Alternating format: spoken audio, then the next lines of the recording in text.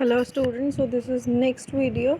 और इस वीडियो में we are going to discuss कि सिलेबस जो चेंज हुआ है उसमें एग्ज़ाम के पर्सपेक्टिव से हमारा क्या चीज़ें कहाँ तक बदली हैं। ठीक है, सो this is your revised syllabus. Last video में हमने डिस्कस किया था कि हटे कौन कौन से चैप्टर्स हैं। अब हमने ये देखना है कि जो हमारे सिलेबस में चीज़ें हैं उन्हें कैसे हैंडल करना है, उनमें से कितने नंबर का कहाँ से क्या पूछा जाएगा।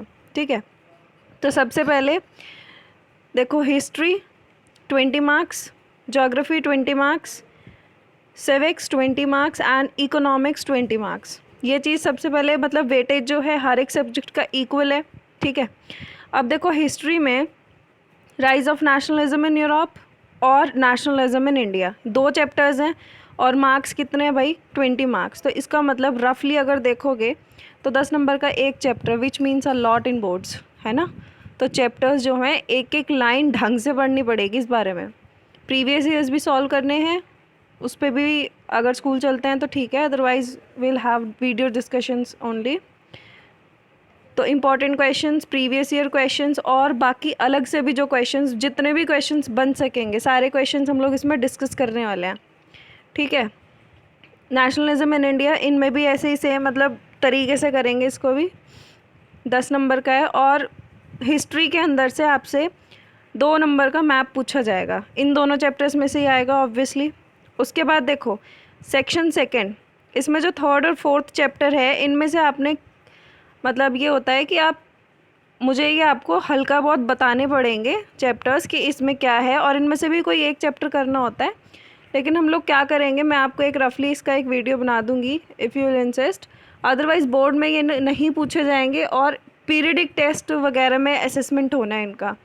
तो विल डू वन थिंग, आपको एक छोटा सा असाइनमेंट दे दूंगी, कुछ भी क्वेश्चन करके रोल नंबर वाइज, तो उस हिसाब से हम लोग इसे कर लेंगे। ठीक है, will have a proof in written as well कि हमने इसको देखा है। Then come to geography. Geography में देखो चैप्टर 1 रिसोर्सेज एंड डेवलपमेंट, फिर वाटर रिसोर्सेज जो है वो सेम आपके हिस्ट्री के चैप्टर की तरह ही करना है कि भाई पीरियडिक टेस्ट में आएगा, लेकिन वाटर रिसोर्स से क्या होगा, आपका मैप पूछा जाएगा। ठीक है, फिर एग्रीकल्चर, मिनरल, मैन्युफैक्चरिंग इंडस्ट्री और लाइफलाइन। तो देखो मतलब चैप्टर 3 और चैप्टर 5 इनमें से सिर्फ मैप पूछा जाएगा। तो बेसिकली चैप्टर्स कौन कौन से बचे हमारे पास जो पढ़ने हैं, चैप्टर 1 रिसोर्सेज एंड डेवलपमेंट और एग्रीकल्चर और मैन्युफैक्चरिंग इंडस्ट्रीज़ और लाइफलाइन ऑफ इंडियन इकोनॉमी। तो टोटल हो गए 4 चैप्टर, 20 मार्क्स।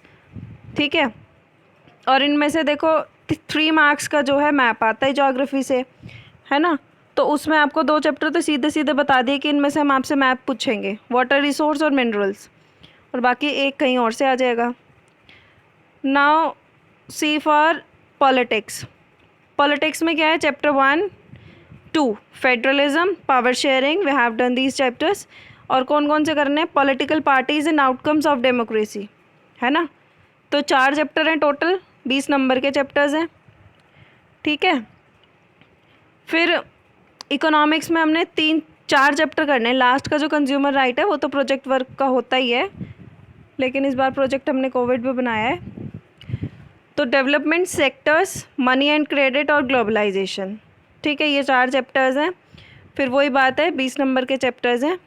ठीक है ना, तो देखना है कैसे कैसे हैंडल करेंगे। प्रोजेक्ट वर्क देखो इसमें आपको दे रखा है कि भाई इनमें से किसी एक टॉपिक पे बना लेना सोशल इशू करके। तो सोशल इशू के अंदर अगर हमसे पूछा जाएगा कि भैया क्या बनाया तुमने कोविड पे, तो प्रीवियस गाइडलाइंस थी कि आप कोरोना पे बनाएंगे, अदरवाइज़ सोशल इशू भी तो है वो, तो हम इसको यहाँ इंक्लूड कर देंगे। ठीक है, अब देखो ये एक चीज़ होती है क्वेश्चन पेपर डिज़ाइन, कि आपका क्वेश्चन पेपर जो है, बोर्ड जो है वो किस हिसाब से आपसे क्वेश्चंस पूछेगा। तो सबसे पहले भाई रिमेंबरिंग एंड अंडरस्टैंडिंग, इसका है 35%, 28 मार्क्स के ऐसे क्वेश्चंस होंगे। इन क्वेश्चंस में क्या होता है, आपसे सीधी सीधी चीज़ें पूछी जाती हैं, फैक्चुअल बेस्ड या कॉन्सेप्ट बेस्ड। सीधे पूछ लेंगे, जैसे कि आपसे ये पूछ लिया कि सिविल डिसऑर्बिडेंस मूवमेंट क्या है, क्यों हुआ था, तो सीधा पूछ लिया, है ना। रिमेंबरिंग एंड अंडरस्टैंडिंग का मतलब है आपने जो चीज़ें पढ़ी हैं उनको आप कितना याद रख पा रहे हो और कितना आपकी समझ में बात आई है ना। देखो लिखा भी है, demonstrating understanding of facts and ideas by organizing, translating, interpreting, giving description and stating main ideas. तो मेनली बेसिकली क्या होता है इसमें, आपसे सीधे सीधे जो क्वेश्चंस है व्हाट वाले जो क्वेश्चंस होते हैं और डिफाइन वाले वो सब इसमें आते हैं, ठीक है। Then it is applying.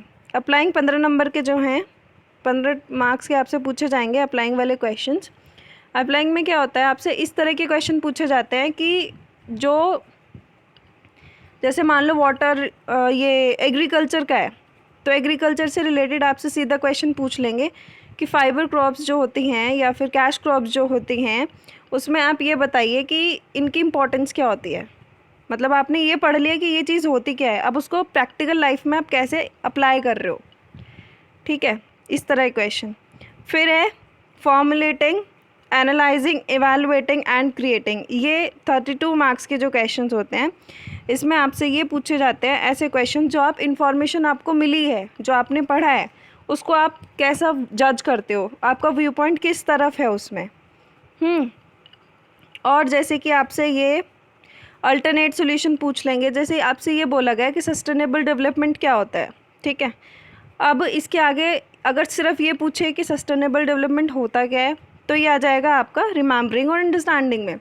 लेकिन अगर आपसे क्वेश्चन ऐसे पूछा जाएगा कि सस्टेनेबल डेवलपमेंट के लिए हमने क्या किया है, और मतलब एज अ कंट्री इंडिया ने क्या किया है, और आगे क्वेश्चन ये ऐड कर दे कि हम अपने लेवल पर क्या कर सकते हैं, तो ये क्वेश्चन आपका बन जाएगा थर्ड का। 32 मार्क्स वाले क्वेश्चंस जो होंगे उनका एक हिस्सा हो जाएगा। अब मैप्स में देखो 5 नंबर का मैप है ना, और 2 नंबर का हिस्ट्री से और 3 नंबर का ज्योग्राफी से, ये मेरा पार्ट है। और मैप में देखो जो आपके 2 मार्क्स का मैप है हिस्ट्री से, उसमें आपसे ये देखो आपको ये दे रखा है इंडियन नेशनल कांग्रेस के सेशंस जो हुए थे वो पूछे जाएंगे, इंपॉर्टेंट सेंटर्स पूछे जाएंगे। बस मतलब ये देख लो तुम 6 में से आपको 2 मैप आने ही आने हैं, है ना, इजी सा लग रहा है कुछ। उसके बाद ज्योग्राफी में देखो, ज्योग्राफी में थोड़ा सा ज़्यादा है लेकिन ये भी हो जाएगा, कोई ज़्यादा बड़ी बात नहीं है। इसमें देखो आपका चैप्टर 1, ठीक है, चैप्टर 3 के मैप्स, चैप्टर 3 वाटर रिसोर्सेज के मैप्स करने हैं, तो ये वाले मैप भी हो जाएंगे, है ना। एग्रीकल्चर भी चैप्टर है इंक्लूडेड, मिनरल्स के map, only map items will be asked, है ना। फिर चैप्टर 6 तो आ ही रहा है और 7 भी आ रहा है। तो बेसिकली हमने 3 नंबर के लिए थोड़ी सी मेहनत करनी पड़ेगी, थोड़ी सी इसमें बस ये है कि मैप्स को जो है ढंग से करना पड़ेगा, ठीक है। सो this is all, I hope आपको सब चीज़ें क्लियर हो गई हैं। इकोनॉमिक्स में आपका सारे चैप्टर्स आ रहे हैं, ठीक है। ज्योग्राफी में 4 चैप्टर्स आ रहे हैं, पॉलिटिक्स में 4 आ रहे हैं और हिस्ट्री में 2। सिलेबस बहुत कम हुआ है लेकिन चैप्टर्स की वेटेज बढ़ गई है, तो हमने क्या करना है, ध्यान से सारे चैप्टर्स पढ़ना है, ठीक है। Okay, tata, take care.